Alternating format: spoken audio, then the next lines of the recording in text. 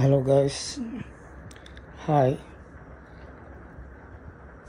యాక్చువల్గా నాకు నిజంగా ఇరిటేషన్ వచ్చిందబ్బా, చాలా ఇరిటేషన్ ఈ డాక్టర్స్ మీద. ఎందుకంటే 1990 ముందు డాక్టర్స్ ఒకలాగా ఉన్నారు, 1990 తర్వాత డాక్టర్స్ ఒకలాగా ఉన్నారు. అసలు 1990 ముందున్న వాళ్ళు చాలా బెటర్ అబ్బా, చాలా. అసలు వాళ్ళు టెస్ట్లని గిస్ట్లని అడ్డమైనవి ఏవి రాయరు, నీట్గా ప్రాబ్లం తెలుసుకుంటారు, ఆ ప్రాబ్లం తగ్గట్టు సొల్యూషన్ ఇస్తారు. అట్లా ఉంటుంది. ఇప్పుడున్న డాక్టర్లు ఏందబ్బా, ఏం చదివిరబ్బా అని అమ్మ, నిజంగా వేస్ట్, వరస్ట్. 1990 తర్వాత అంతా ఇప్పుడిప్పుడు పాస్ అయిన వాళ్ళు, ఇంకో నాకు మా కజిన్స్ కూడా చాలామంది ఉన్నారు డాక్టర్స్. కాకపోతే వాళ్ళు ఇప్పుడిప్పుడు పాస్ అయిపోయారు కాబట్టి వాళ్ళ గురించి ఫ్యూచర్లో తెలుస్తుంది. ఈ 1990 నుంచి 2000 పాస్ అయిన వాళ్ళది ఇప్పుడు మాకే కదా ట్రీట్మెంట్ చేసేది. ఇంత వరస్ట్ బ్యాచ్ అంటే అంత వరస్ట్గా ఉన్నారు డాక్టర్స్. లిటరల్లీ నాకు నిజంగా బూతులు వస్తాయి. నేను నిజంగా, ఎందుకు నీకు ఎట్లా తెలుసురా అంటావు, నాకు ఎట్లా తెలుసు అంటే, నేను 5 years నుంచి తిరగని హాస్పిటల్ లేదు, తిరగని డాక్టర్ లేదు. క్లినిక్ దగ్గర నుంచి మల్టీ స్పెషాలిటీ హాస్పిటల్ వరకు అన్నీ చూపించుకున్నా, పేర్లతో సహా చెప్తా. అపోలో, యశోద, అన్ని కంపెనీలు చూసుకున్నా. కాకపోతే యశోద, అపోలో అంటే వాళ్ళు ఏంటంటే చార్జ్ చేస్తారు, మిడిల్ క్లాస్ వాళ్ళకి కాదు. ఇక మిడిల్ క్లాస్ వాళ్ళు పోవాలంటే ఇవి మీడియం రేంజ్. అసలు ఎందుకు అట్లా క్రియేట్ చేస్తున్నారు, అంతంత హైప్, అంతంత బడ్జెట్? అసలు నాకు అర్థమే కావట్లే. లిటరల్లీ నాకు నిజంగా మస్తు అది ఇప్పుడు నాకు ప్రాబ్లం అదే కదా. ఏ డాక్టర్ దగ్గరికి వెళ్ళినా వాడు ఇది కాదు ఇదికి పో అంటాడు, ఈడికి పోతే వాడు ఇది కాదు అది పో అంటాడు, అది కాదంటే అదిగో అడుగో అంటాడు. మళ్ళా సింపుల్గా చెప్పరు. మళ్ళీ వీని దగ్గరికి పోతే వీడు అన్నీ వీనికి నచ్చిన వీని కింద ఉన్న టెస్టులు అన్నీ రాస్తాడు. ఇక్కడ ఏం ప్రాబ్లం లేదమ్మా, అయితే నువ్వు ఈ డాక్టర్ని కన్సల్ట్ అవ్వు అంటాడు. ఆడి దగ్గరికి పోతే వాడి కింద ఉన్న టెస్టులు అన్నీ రాస్తాడు, ఓ 50,000 60,000. మళ్ళీ అట్లా పోతే ఇంకొకటి దగ్గరికి అట్లా టెస్ట్లకే, ట్రీట్మెంట్ పక్కన పెట్టు, టెస్ట్లకే 10 లక్షలు అయ్యేటట్టుంది. గత 5 ఏళ్ళ నుంచి నేను ఎంత సఫర్ అవుతున్నా తెలుసా. అసలు ఈ డాక్టర్లు ఏందో మొత్తం. ఇప్పుడున్న డాక్టర్లు బయటకు వచ్చిర్రా, వాళ్ళంతా 3 ఏళ్ళు కరోనా, ఇంకా 2 ఏళ్ళు ట్రైనింగ్. ఇంకేం చదివిరా వాళ్ళు?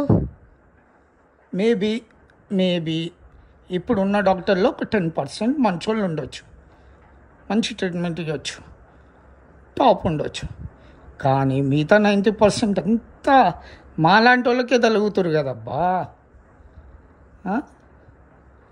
మళ్ళా అప్పుడేదో యాంట్రాక్స్ వ్యాధి అని ఒకటి వచ్చింది, అది కూడా కరోనా అనే పిలిచేవాళ్ళు. అప్పుడు కూడా డాక్టర్లు లేకపోయేసరికి ఇండియాలో ఆర్ఎంపీ డాక్టర్లను కూడా తీసుకొచ్చి డాక్టర్లుగా చేసేసి ట్రీట్మెంట్ ఇప్పించారు, అప్పుడున్న ఇండియా పొజిషన్ బట్టి. ఇప్పుడు వాళ్ళంతా డాక్టర్లు అయ్యి అమ్మ పెద్ద పెద్ద హాస్పిటళ్ళల్లో, ఎక్స్ఎక్స్ హాస్పిటళ్ళల్లో, ఓహో అసలు ఎంత వరస్ట్ అబ్బా.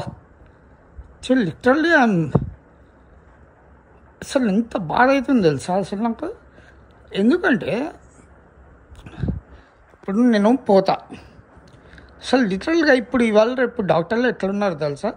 ఇక్కడ పోతా ట్రీట్మెంట్ కానీ, సార్ ఇట్లా మెడ నొస్తుంది సార్, 1 week నుంచి అది రిలీఫ్ అవ్వట్లేదు, మరి ఏం చేయాలి సార్ అని. నిజంగా చెప్తున్నా కదా, ఓల్డెన్ డేస్లో మన బామ్మ వాళ్ళు చెప్పేవి, మన తాత వాళ్ళు చెప్పేవి చాలా కరెక్ట్ అబ్బా. నిజంగా ఏదైనా వస్తే హోమ్ రెడీమీస్ ఉంటాయి చూడు, అవి వాడుకోవడం చాలా ఉత్తమం. నీకు ఏ రోగం రాదు. వాళ్ళు బతకలేదా 90 ఏళ్ళు, ఒక్కొక్కడు 100 110 బతుకుతున్నారు, ఇప్పుడు కూడా ఉన్నారు నాకు తెలిసిన వాళ్ళు 90 ఏళ్ళు పైన బతికిన వాళ్ళు. లిటరల్లీ వాళ్ళు చెప్పేది కరెక్ట్ తెలుసు అసలు. మీ అమ్మ మెడను వస్తే జెండు బాంబు రాసుకొని 2 రోజులు వండుకుంటే సెట్టు. దానికోసం మనం ఎట్లుంటుంది మనకు అనుమానం, అమ్మో ఏమవుతుందో, పెద్ద రోగాలు వస్తాయో ఆ అనుమానంతో ఉరుకుతాం డాక్టర్ దగ్గరికి. ఆ డాక్టర్ ఏం చేస్తాడు, అదే వానికి క్యాష్ పాయింట్, అదే మరి వానికి ఆ అనుమానమే క్యాష్ పాయింట్. వాడు ఏం చేస్తాడు, మొత్తం టెస్టులు రాస్తాడు. మెడకి అయ్యేదానికి ఆఖరికి మోకాలు టెస్టు, బోన్ టెస్టు, కడుపు టెస్టు, తలకాయ నొప్పి టెస్టు, కళ్ళ టెస్టు, నీ అమ్మ నడుము టెస్టు, సిటీ స్కాను, ఇంకా ఎన్నెన్నో స్కాన్లు తీస్తూనే ఉంటారు, రాస్తూనే ఉంటారు. లిటరల్గా నేను వెళ్ళినాక పోయి చూస్తే ఓకే వాడు ఏందో టెస్టులు రాసిండు, ఒక 10 రకాల టెస్టులు రాసిండు. సరేలే ఎంత ఉంటుంది మహా అంటే 10 రకాలంటే ఒక టెస్ట్ 150, 200, మహా అంటే 300, 10 టెస్టులు అంటే 3000 ఏమో అనుకోని అంత భ్రమలో ఉన్నా నేను. ఇంత ఘోరంగా పెరిగినాయి రేట్లు అని తెలియదు నాకు.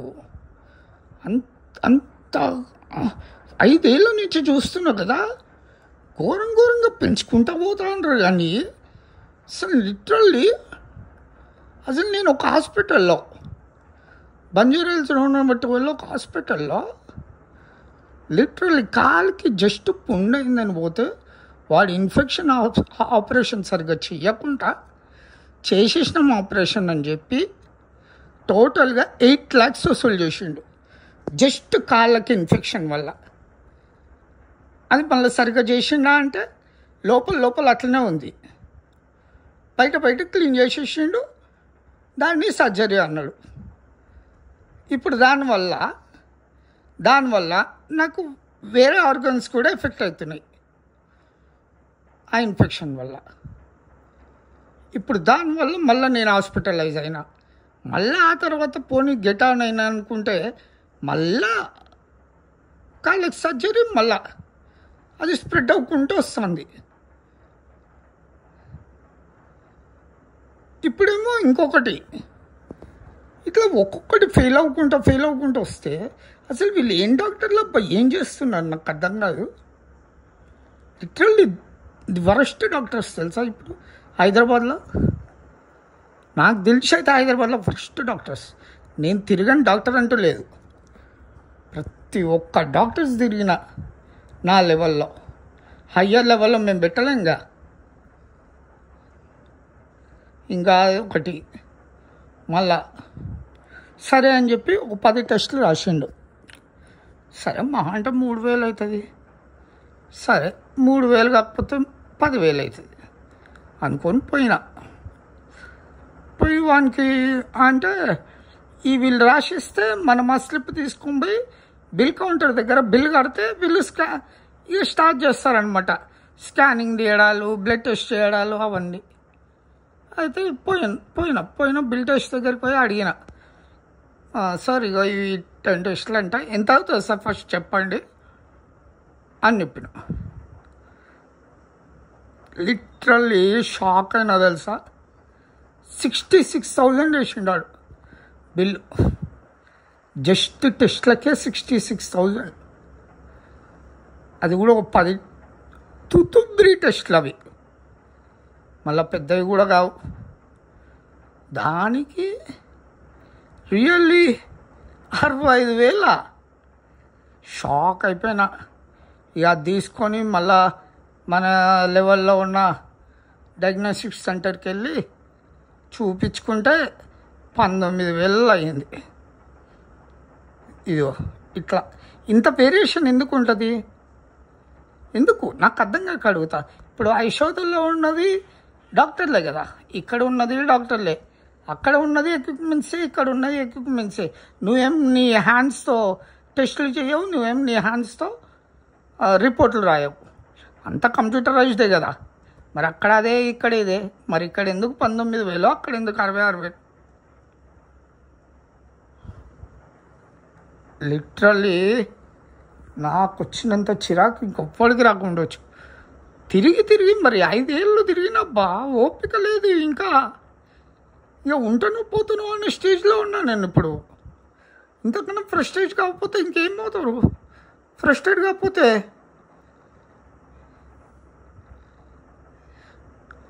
సీరియస్లీ అట్లా అట్లా టెస్టులు 66,000 అన్నాడు. అమ్మో వద్దులే అని చెప్పి వేరే దగ్గర చేయించుకుంటే 19,000 అయింది. 19,000 అయిన తర్వాత 65 66 అన్నారు. 19,000 అయింది ఇక్కడ. అయితే నేనేం చేసిన, సరే 19,000 అయింది, చేయించిన, మంత్ అయిపోయింది, డాక్టర్ని కన్సల్ట్ అయినా, మళ్ళీ అది యాక్సెప్ట్ కాదంట. ఈ హాస్పిటల్కి పోయి కలిస్తే సారీ సార్ అవి యాక్యురేట్ రావు, అవి లో క్యాడర్ మెషిన్స్, మా దగ్గర హయ్యర్ క్యాడర్ మెషిన్స్ ఉంటాయి, మీరు ఇక్కడ చేయించుకుంటే ఇక్కడ చేయించుకున్నవి పడుతుంటాయి, ఇక్కడ మాకు తెలుస్తుంది, అక్కడెక్కడో చేయించుకొని వస్తే మేమేమైనా తప్పించినామనుకో మీరే రిస్క్లో పడతారు అంట. పీకెండు 5 ఏళ్ళ నుంచి ఇచ్చిండు మంచి ట్యాబ్లెట్లు, మంచి ట్రీట్మెంటు. ఇప్పుడు నేను వరస్ట్ సిచ్యువేషన్లో, డూ ఆర్ డై సిచ్యువేషన్లో ఉన్నా. మళ్ళీ ఆ పీకుడు మాటలు మళ్ళా. అమ్మ, నాకు నిజంగా అంత కోపం వస్తుందంటే అనొద్దు అనుకుంటా. కాకపోతే ఇక ఆ ఫ్రస్ట్రేషన్ మరి ఏం చేయాలి? ఇప్పుడు కాకపోతే ఇంకెప్పుడు చెప్తావు? సచ్చినంగా చెప్పాలా?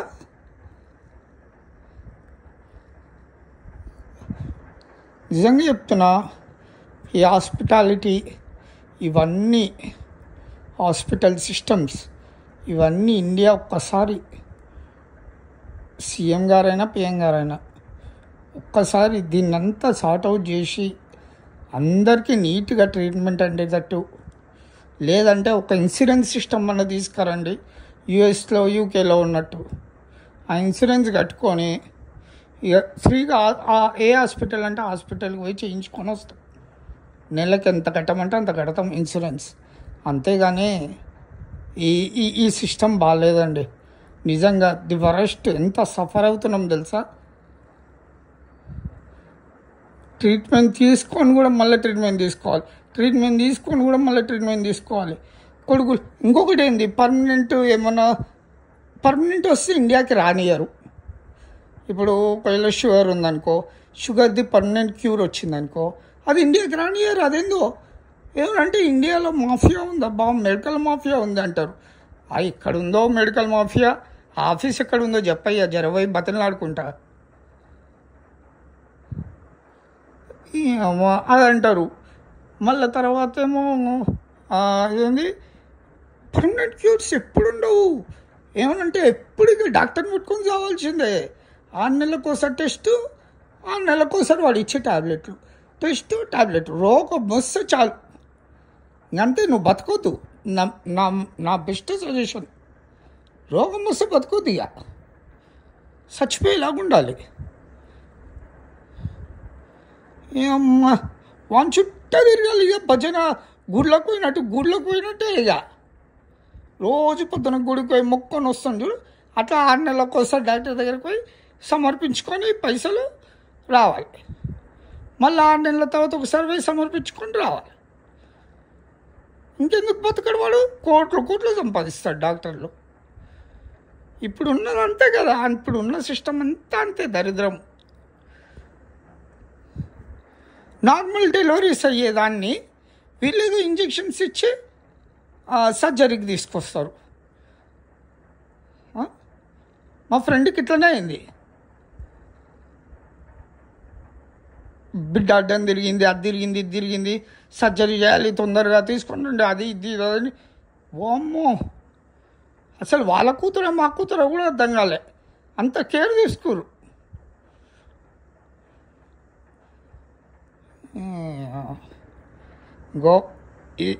నేను చెప్తున్నా కదా, డాక్టర్స్ వరస్ట్. మీరు హోమ్ రెమెడీసే ప్రిఫర్ అవ్వండి. కావాలంటే ఆయుర్వేద నమ్మండి, పర్లేదు. ఆయుర్వేద కొంచెం బెటరే. కాకపోతే అనవసరంగా ఈ మెడికల్, ఈ డాక్టర్, ఈ జోలికైతే పోకండి. నీకు తలకాయ వస్తే జెండు బాంబు రాసుకొని పండుకో. ఇంకో ఎట్లా డాక్టర్తో ట్రీట్మెంట్ తీసుకున్నా కూడా నువ్వు సీరియస్ సిచ్యువేషన్కి వస్తావు. ఎగ్జాంపుల్ నేను 5 ఏళ్ళ నుంచి ట్రీట్మెంట్ తీసుకుంటా ఉన్నా, తిరగని డాక్టర్ లేదు. ఇప్పుడు నేను సీరియస్ సిచ్యువేషన్లో ఉన్నా. సో ఇప్పటి నుంచన్నా వాళ్ళు మారే వరకు మీరు ఎవరు పోకండి, హోమ్ రెమెడీస్ వాడుకోండి. కడుపు నొస్తే వెనక బ్యాక్టీరియాస్లో ఉంటాయి. చాలామంది చెప్తారు కూడా. నీకు ఏదైనా ఓల్డేజ్ హోమ్స్కి పోతే వాళ్ళు ముసలోళ్ళు చెప్తారు నీకు, ఇగో ఈ కడుపు నొస్తే ఏం చేయాలమ్మా అంటే, ఇగో ఇది తినమ్మా, ఇది చేసుకో. కేరళ సైడ్ ఇవే ఉంటాయి. కేరళ సైడ్ కూడా వాళ్ళు ఇట్లనే రెడీమీస్ వాడతారు. ఇక రేర్ అంటే అప్పుడు డాక్టర్ దగ్గరికి వెళ్తారు వాళ్ళు. పెయిన్స్ వస్తే ఏం రాసుకోవాలి, న్యాచురల్గా ఎలా ఉండాలి.